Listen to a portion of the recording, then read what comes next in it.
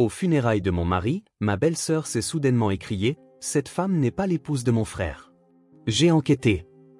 Les personnes présentes se sont retournées, et nos proches étaient confus. Je gardais mes mains jointes, face à son portrait.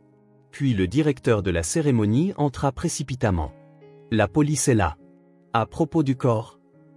Avant de commencer l'histoire, n'oubliez pas de laisser un like et de vous abonner à la chaîne pour voir plus d'histoires comme celle-ci. La lumière matinale, filtrant à travers les rideaux blancs de la cuisine, illuminait doucement la pièce dans ce quartier résidentiel de la banlieue de Boston. Olivia Mitchell tendait l'oreille, guettant le bruit des pas de son mari James descendant l'escalier, tout en préparant le café avec une aisance née de l'habitude. Après 8 ans de mariage, cette paisible routine matinale était devenue un rituel quotidien précieux pour le couple. « Bonjour, chérie », dit James en déposant un léger baiser sur l'épaule de sa femme et en acceptant la tasse fumante qu'elle lui tendait. C'était un homme imposant, au sourire doux et au regard bienveillant. Employé dans l'entreprise familiale de promotion immobilière, il tirait une grande fierté de son travail solidement ancré dans la communauté. « Tu vas encore rentrer tard aujourd'hui ?» demanda Olivia en rajustant la cravate de son mari. Elle travaillait de chez elle comme graphiste et attendait souvent le retour de son mari à la maison. Ils n'avaient pas encore d'enfants, mais ne se pressaient pas non plus, savourant le temps qu'ils passaient ensemble. « Probablement. Le nouveau projet est à un stade critique, » répondit James en prenant une gorgée de café avant de poser son regard sur sa femme bien-aimée. « Je suis désolé de t'imposer tout ça. »« Ne t'en fais pas. Je sais à quel point tu travailles dur, » répliqua Olivia avec un sourire. Elle soutenait sans réserve le dévouement passionné de son mari pour son travail. La sonnette retentit. Il était inhabituel d'avoir de la visite avant 8 heures du matin. Quand Olivia ouvrit la porte, elle trouva la sœur de son mari, Victoria. Célibataire, elle avait réussi sa carrière en tant que décoratrice d'intérieur. C'était une femme impressionnante, à l'apparence toujours impeccable et au franc-parler. « Bonjour, Olivia. James est là ?» Victoria entra d'un pas léger dans la maison. Elle habitait près de la maison familiale et passait souvent à l'improviste. « Il est dans la cuisine. »« Entre, je t'en prie, » dit Olivia, guidant sa belle-sœur tout en se sentant un peu surprise. Il était rare que Victoria vienne si tôt le matin. « Jamie » appela Victoria en utilisant le surnom affectueux de son frère alors qu'elle entrait dans la cuisine. « Bonjour. Il faut que je te parle de quelque chose. »« Bonjour. Qu'est-ce qui se passe ?» Si matinal, sourit James. Sa sœur occupait une place de choix dans la famille à ses yeux. Depuis le décès de leurs parents, ils s'étaient mutuellement soutenus. « Je dois discuter d'une réunion d'affaires avec un nouveau client. Tu aurais un moment ce matin ?» expliqua Victoria en sortant son agenda. « C'est un gros projet de développement résidentiel. Ton entreprise pourrait y participer aussi. » James et Victoria collaboraient parfois professionnellement. Les projets de décoration de Victoria impliquaient occasionnellement l'entreprise de James pour la partie promotion immobilière. « D'accord, retrouvons-nous au bureau vers 10 heures, » répondit James en consultant sa montre. Pendant qu'elle servait une autre tasse de café à Victoria, Olivia suggéra « Et si on dînait tous ensemble ce week-end ? On a été si occupés dernièrement, on n'a pas eu beaucoup d'occasions de se retrouver en famille. » C'est une bonne idée. Pourquoi pas chez moi ? J'ai envie d'essayer de nouvelles recettes. Le visage de Victoria s'illumina. Organiser des dîners de famille une fois par mois était leur tradition. James regarda sa montre et se leva. « Je ferais mieux d'y aller. Sœurette, on en reparle plus tard. » Olivia tendit sa mallette à son mari en lui disant « Fais attention. » James lui donna son baiser habituel et murmura « Je t'aime. »« Moi aussi, je t'aime. » Olivia raccompagna son mari jusqu'à la porte d'entrée. En regardant la voiture de James s'éloigner, elle se sentit comblée. Certes, son mari était très occupé dernièrement et ils passaient moins de temps ensemble, mais leur relation restait stable. Victoria partit peu de temps après. « J'ai hâte d'être au dîner de ce week-end, » dit-elle en partant.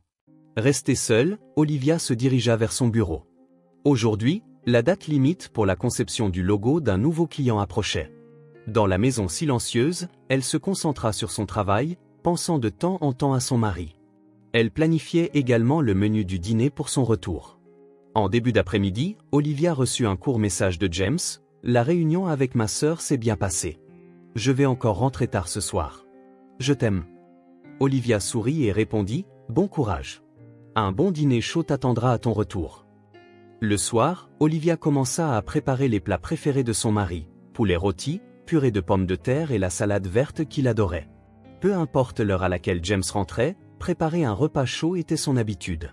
C'était une preuve d'amour et un moment précieux qui renforçait leur lien. La nuit tomba, mais James n'était toujours pas rentré. Olivia attendit en lisant un livre, mais la somnolence finit par l'emporter. Se disant que demain matin, son mari serait sûrement à ses côtés comme d'habitude, elle s'endormit. L'après-midi suivant, Olivia était concentrée sur les croquis d'un nouveau projet dans son bureau à domicile. Dehors, une chaude lumière printanière entrait à flot, et les pétales de cerisier dansaient dans le vent du jardin. James était finalement rentré tard la veille, se glissant dans le lit, épuisé. Il était reparti tôt ce matin, en disant « On dirait que ça va être une autre journée chargée ». Un peu après 15 heures, le téléphone sonna. Olivia interrompit son travail et décrocha le combiné. « Allô, résidence Mitchell. » Madame Olivia Mitchell ? Ici le service de police de Boston. La voix à l'autre bout du fil était grave et avait un ton officiel. Olivia sentit son cœur manquer un battement. Un appel de la police était une chose qu'elle n'avait jamais vécue de sa vie. « Oui, c'est moi. » « Que ? » « Nous devons vous parler de votre mari, James Mitchell. Pourriez-vous venir immédiatement, s'il vous plaît ? Rendez-vous à l'hôpital général du centre-ville. » « Qu'est-il arrivé à mon mari ?» La voix d'Olivia tremblait. La main qui tenait le combiné perdait de sa force. « Nous ne pouvons pas discuter des détails par téléphone, mais votre mari a été retrouvé inconscient et transporté à l'hôpital. Malheureusement, continua le policier, choisissant ses mots avec soin, il était déjà décédé à son arrivée. Le monde d'Olivia s'effondra en un instant. Le combiné faillit lui glisser des mains, mais elle parvint à le retenir. Ce n'est pas possible. Il allait bien hier soir. Ce matin aussi, il était normal. Il semble qu'il s'agisse d'une crise cardiaque. Nous vous expliquerons les détails à l'hôpital. Y a-t-il quelqu'un qui puisse vous accompagner ? Les doigts tremblants, Olivia composa le numéro de téléphone de Victoria. Lorsqu'elle entendit la voix de sa belle-sœur, elle expliqua la situation d'une voix brisée par les sanglots. Victoria dit immédiatement « Je viens te chercher tout de suite. Ne conduis pas seule. » 30 minutes plus tard, les deux femmes se dirigeaient vers l'hôpital dans la voiture de Victoria. L'habitacle était enveloppé d'un lourd silence. Victoria pleurait elle aussi en conduisant. « Je n'arrive pas à y croire. Quand je l'ai vu au bureau ce matin, il avait l'air bien. On a parlé du travail, il riait. » À l'hôpital, elles reçurent une explication détaillée du médecin. James avait eu une crise cardiaque dans son appartement et on ne pouvait plus rien faire pour lui lorsqu'il a été découvert. C'était probablement instantané, et nous pensons qu'il n'a pas souffert. Les paroles du médecin se voulaient réconfortantes, mais elles n'atteignirent pas le cœur d'Olivia. Lorsqu'Olivia se retrouva face à James à la morgue, elle ne put accepter la réalité. En regardant le visage de son mari, qui semblait simplement endormi, elle murmura « Je t'ai encore embrassé pour te dire bonne nuit hier soir. » Victoria posa également sa main sur le front de son frère et versa silencieusement des larmes. « Jamie, pourquoi ?» La voix de Victoria tremblait. « Tu es encore si jeune. Tu avais encore tant de choses que tu voulais faire. » Les préparatifs des funérailles furent plus complexes que prévu. Cependant, Victoria proposa activement son aide. « Faisons à mon frère des adieux dignes de ce nom. Je ferai tout ce que je peux. » Son offre fut d'un grand soutien pour Olivia, plongée dans un profond chagrin. « Tenons les funérailles à l'église Saint-Mathieu. James et moi y avons été baptisés, » suggéra Victoria de manière pragmatique. « Je m'occupe de contacter la famille. Tu devrais te reposer. » Olivia était reconnaissante de la gentillesse de sa belle-sœur. Gérer seule ces formalités aurait été impossible. Victoria se chargea de contacter les collègues et les amis, préparant tout avec soin, des faire-part de décès aux arrangements floraux. « Décorons l'hôtel avec beaucoup de lys blancs, que James aimait tant », suggéra Victoria à Olivia. « Tu te souviens comme il apportait toujours des lys à mon appartement ?» Olivia esquissa un faible sourire. En effet, son mari aimait les fleurs. Elle se souvint qu'il affectionnait particulièrement la beauté pure des lys. Le soir de la veillée funèbre, de nombreuses personnes se rassemblèrent à l'église Saint-Mathieu. Les collègues de James, ses amis d'école, les voisins et toute la famille. L'église était enveloppée d'une tristesse silencieuse. Olivia, vêtue de deuil, salua chaque participant un par un. Tous louaient le caractère de James et pleuraient sa mort soudaine. C'était quelqu'un de si gentil, encore si jeune. « Nous sommes inquiets pour Madame Olivia. » Un des collègues de James s'approcha. « James parlait tout le temps de vous, Madame Olivia. Il vous aimait vraiment. Nous n'arrivons pas à croire qu'il soit parti non plus. Victoria était également assise au premier rang, le visage défait. Vêtue d'une robe noire, elle sanglotait de temps à autre en fixant le portrait de son frère. Nous quitter si tôt. Pourquoi Dieu a-t-il emporté Jamie? Pendant la veillée, Olivia reçut des paroles de réconfort de nombreuses personnes. Cependant, aucun mot ne pouvait apaiser la douleur au plus profond de son cœur. Ses 8 années de vie conjugale avec son mari avaient brusquement pris fin. James a vécu une vie heureuse, dit doucement le pasteur. Il avait une femme aimante et était entouré de sa famille. Son âme repose en paix. Au fil de la nuit, les participants partirent progressivement. Seule Olivia, Victoria et quelques parents proches restèrent. Dans le silence de l'église, les deux femmes parlèrent doucement. Demain, pour les funérailles, il y aura sûrement beaucoup de monde aussi, dit Victoria en tenant la main d'Olivia. On voit à quel point James était aimé. Olivia hocha la tête. En effet, son mari était aimé de beaucoup. Au travail comme parmi ses amis, il était toujours une présence de confiance. Ayant perdu un tel mari, elle était frappée par une profonde solitude. Sur le chemin du retour, Victoria parla en conduisant. « Olivia, si tu as des soucis pour l'avenir, n'hésite pas à me contacter. En tant que sœur de James, je veux te soutenir. » Merci, Victoria. Ta présence me rassure vraiment. Olivia était sincèrement reconnaissante. Dans le chagrin de la perte de son mari, la présence de sa belle-sœur était son unique salut. Cette nuit-là, Olivia dormit seule dans le lit vide. En pensant qu'elle ne sentirait plus jamais la chaleur de son mari qui aurait dû être à ses côtés, ses larmes ne cessaient de couler. Le matin des funérailles, c'était une douce journée de printemps avec un ciel dégagé. Ironiquement, le ciel bleu que James aimait tant s'étendait au-dessus d'eux. En enfilant sa robe noire devant le miroir, la poitrine d'Olivia se serra à la réalité que son mari ne pourrait plus jamais voir ce ciel. Elle essaya de se maquiller, mais ses larmes le faisaient couler, alors elle se contenta du strict minimum. Encore plus de monde s'était rassemblé à l'église Saint-Matthieu que pour la veillée. Comme pour témoigner de l'affection profonde que les gens portaient à James, les bancs de l'église étaient presque pleins. Olivia s'assit à la place qui lui était réservée au premier rang, contemplant le portrait de son mari sur l'autel. La photo que Victoria avait choisie était celle où James paraissait le plus radieux. Victoria s'assit à côté d'Olivia. Vêtue d'un tailleur noir, elle avait une expression hagarde, comme si elle n'avait pas dormi de la nuit. De temps en temps, elle soupirait profondément et portait son mouchoir à ses yeux. « C'est une belle cérémonie », murmura Victoria à Olivia. « James doit être content, lui aussi. » Le pasteur Robert Henderson monta en chair. C'était lui qui avait également célébré le mariage de James et Olivia et les connaissait bien. « Chers frères et sœurs, nous sommes réunis aujourd'hui pour accompagner notre regretté James Mitchell vers le ciel. » Dans l'atmosphère solennelle, les hymnes retentirent. Olivia essaya de fredonner les paroles, mais sa voix trembla et elle ne put chanter. Les participants autour d'elle arboraient tous des expressions de profonde tristesse. Le pasteur Henderson ouvrit la Bible et commença à lire des paroles de réconfort. Le Seigneur dit, « Je suis la résurrection et la vie. Celui qui croit en moi, même s'il meurt, vivra. » À cet instant, Victoria se leva brusquement. Son visage était baigné de larmes, mais ses yeux brillaient d'une colère intense qu'elle n'avait jamais montrée auparavant. Une tension parcourut toute l'église. « Attendez !» La voix de Victoria tremblait, mais elle résonna clairement. « Écoutez tous !» Le pasteur Henderson interrompit la cérémonie avec une expression confuse. Les participants commencèrent à murmurer. Olivia leva les yeux vers sa belle-sœur, incapable de comprendre ce qui se passait. « Victoria, qu'est-ce qui ne va pas ?» demanda Olivia à voix basse. Cependant, l'expression de sa belle-sœur n'était pas normale. Victoria se retourna lentement et balaya l'assemblée du regard. Puis, d'un doigt tremblant, elle pointa Olivia. « Cette femme n'est pas l'épouse de mon frère. » L'église plongea dans un silence total pendant un instant. Tous les participants se retournèrent et fixèrent Olivia. Des expressions de confusion, des voix de surprise et des chuchotements anxieux se répandirent dans l'église. « J'ai enquêté », continua Victoria.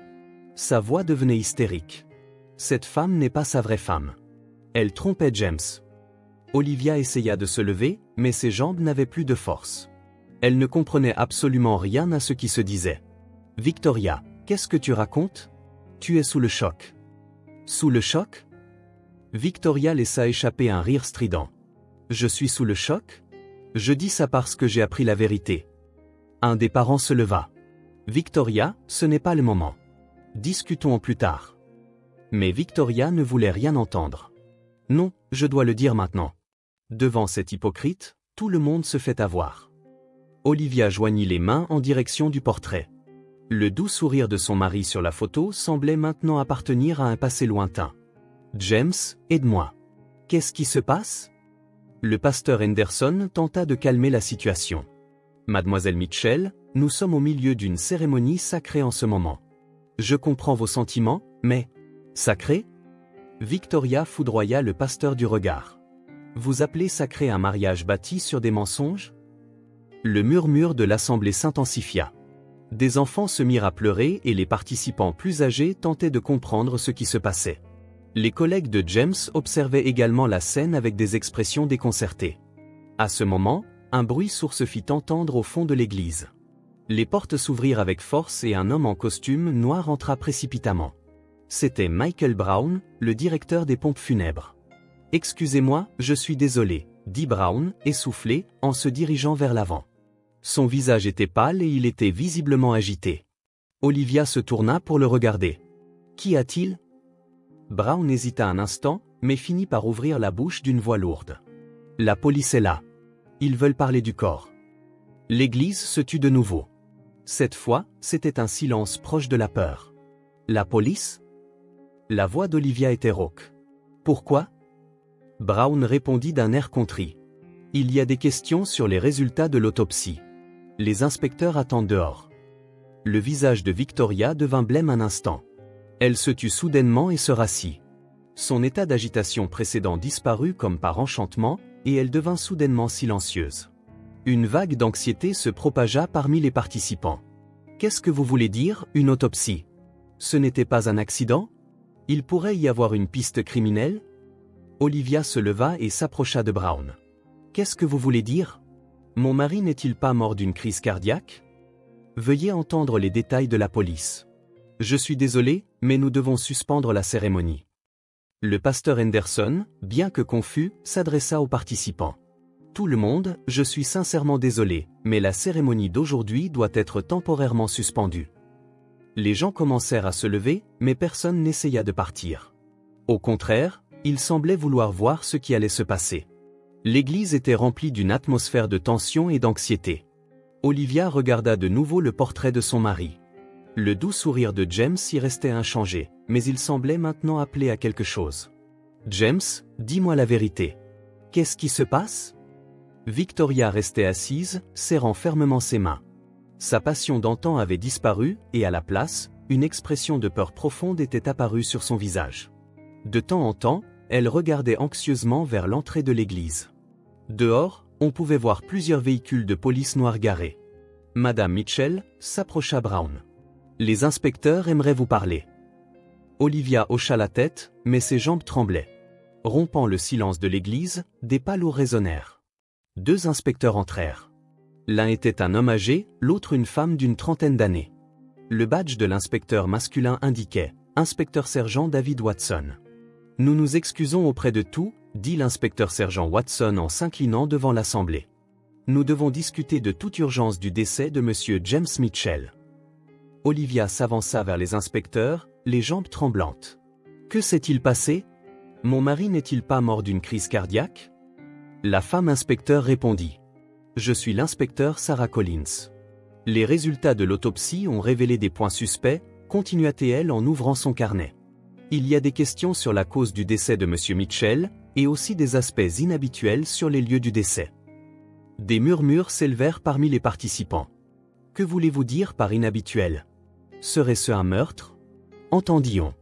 L'inspecteur-sergent Watson regarda Olivia. « Madame, excusez-moi, mais savez-vous si quelqu'un était avec votre mari quand il est décédé ?» Olivia était confuse. Il aurait dû être seul. On m'a dit qu'il s'était effondré dans son appartement. C'est là le problème, expliqua l'inspecteur Collins en regardant son carnet. Après un examen détaillé de la scène, il y a des preuves indiquant que quelqu'un d'autre était présent lorsque M. Mitchell s'est effondré. À ce moment, Victoria se leva brusquement. Son visage était pâle et elle était visiblement agitée. C'était peut-être moi. L'attention de tous se concentra sur Victoria. L'inspecteur-sergent Watson fronça les sourcils. Que voulez-vous dire? J'avais une réunion d'affaires avec James. La voix de Victoria tremblait. Mais il a fallu du temps pour appeler les secours. L'inspecteur Collins demanda en prenant des notes, « Pourquoi ne l'avez-vous pas dit depuis le début? Et pourquoi l'appel à l'ambulance a-t-il été retardé ?» J'ai paniqué, commença à pleurer Victoria. Quand mon frère s'est soudainement effondré, je ne savais pas quoi faire. Cependant, l'expression de l'inspecteur-sergent Watson était sévère. « Mademoiselle Mitchell, nous avons vérifié les caméras de sécurité de l'immeuble. » L'église bourdonna. Le visage de Victoria devint encore plus pâle. « Les caméras de sécurité vous montrent entrant dans l'appartement de Monsieur Mitchell. Et surtout, fit une pause l'inspecteur Collins, la façon dont vous êtes entrés tous les deux dans la pièce. » Olivia fut frappée par un pressentiment sinistre. « Que voulez-vous dire?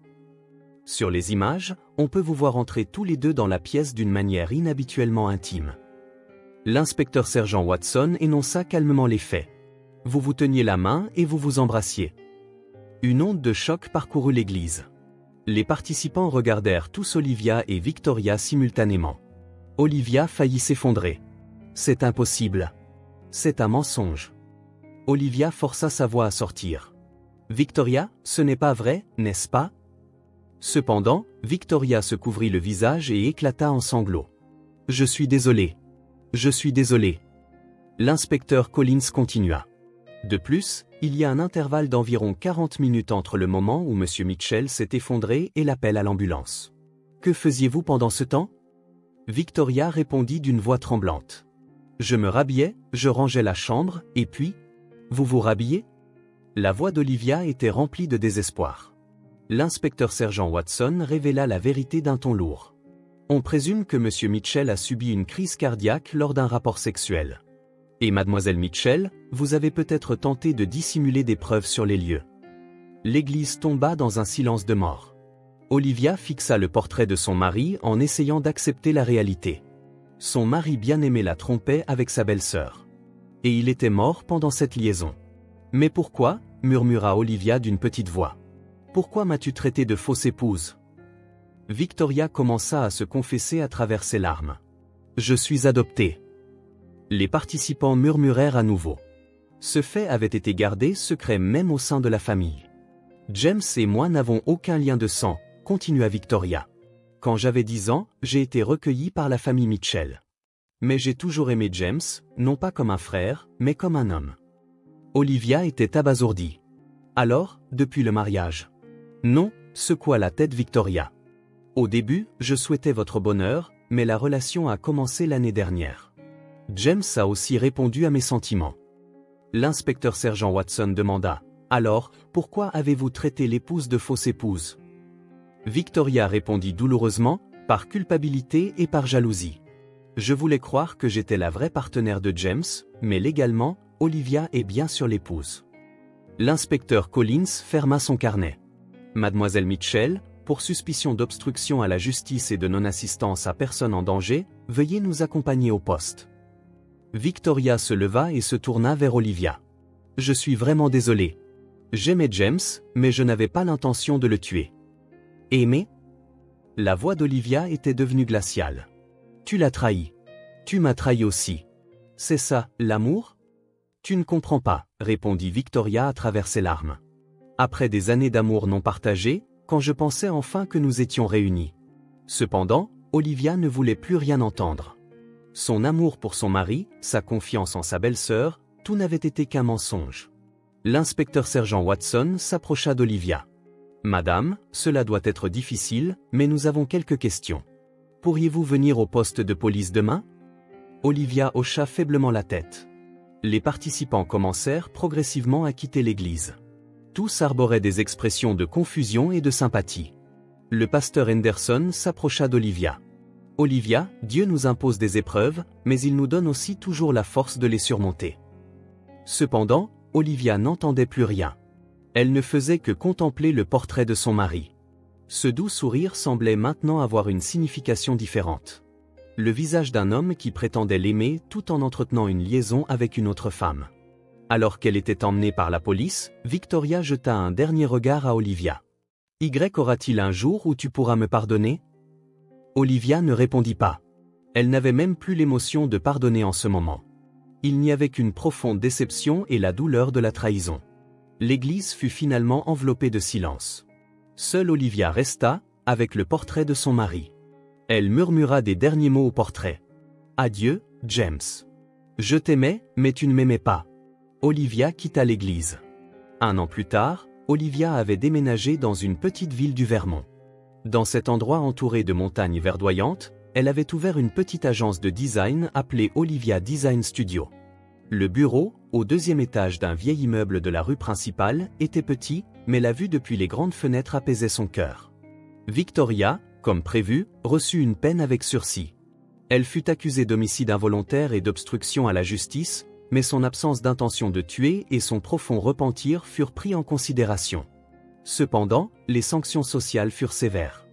Elle perdit son travail de décoratrice d'intérieur et fut complètement exclue des cercles sociaux de Boston. Aux dernières nouvelles, Olivia avait appris qu'elle avait déménagé en Oregon et travaillait dans une petite boutique de décoration. Le patrimoine de James fut légalement et légitimement hérité par Olivia. Les parts de la société immobilière familiale, les comptes bancaires et l'appartement où ils avaient vécu ensemble. Cependant, Olivia vendit la majeure partie et utilisa les fonds pour sa nouvelle vie. Rompre avec le passé était nécessaire, tant physiquement que spirituellement. La vie dans la nouvelle ville était plus épanouissante qu'elle ne l'avait imaginé. Les demandes de design des commerces et entreprises locaux augmentèrent progressivement, et Olivia put pleinement exploiter ses talents, notamment avec le projet de rénovation de la bibliothèque. Son design fut très apprécié et des demandes commencèrent à affluer d'autres villes de l'État. Un jour, Olivia rencontra un homme dans un café local. L'homme, nommé David Chen, était un professeur de psychologie dans une université voisine. À 42 ans, il avait perdu sa femme d'un cancer et élevait seul ses 2 enfants. Au début, ce fut une rencontre fortuite, mais ils finirent par devenir amis. David était l'une des rares personnes à pouvoir comprendre la douleur du passé. Lui aussi connaissait la souffrance de perdre un être cher. Apprendre la vérité est douloureux, mais c'est bien mieux que de construire une vie sur des mensonges, dit Olivia un soir alors qu'ils discutaient sur la terrasse du café. David hocha la tête. Ma femme est morte de maladie, mais elle a été honnête jusqu'au bout. C'est différent de votre expérience, mais je comprends la valeur de la vérité. Olivia sourit. Une vraie famille, ce n'est pas une question de lien du sang ou de statut légal. Ce sont des gens qui peuvent se respecter mutuellement et construire des relations sans mensonge. Les enfants de David, Emily, 14 ans, et Ryan, 11 ans, acceptèrent également chaleureusement Olivia. Elle n'essaya pas de s'imposer dans le rôle de mère.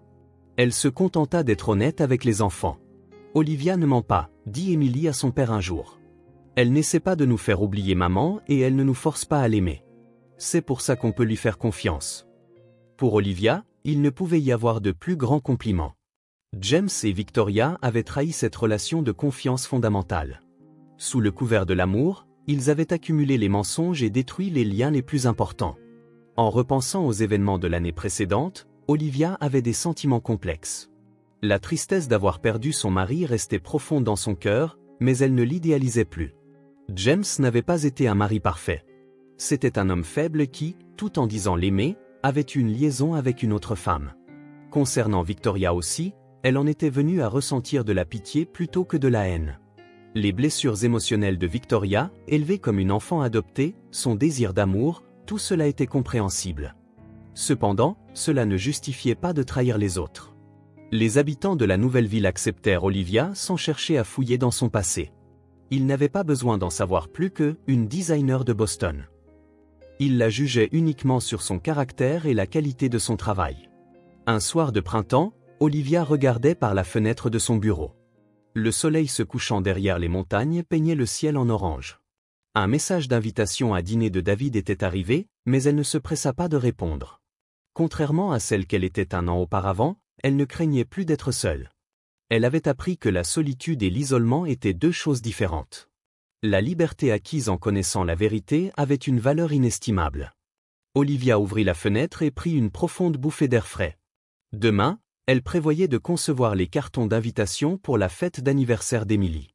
C'était un petit travail, mais elle comptait y mettre tout son cœur. La vérité est parfois cruelle, mais c'est en l'acceptant que l'on peut atteindre une véritable liberté. Olivia l'avait appris par l'expérience, et maintenant, elle commençait à marcher sur le chemin d'une nouvelle vie, bâtie par ses propres forces.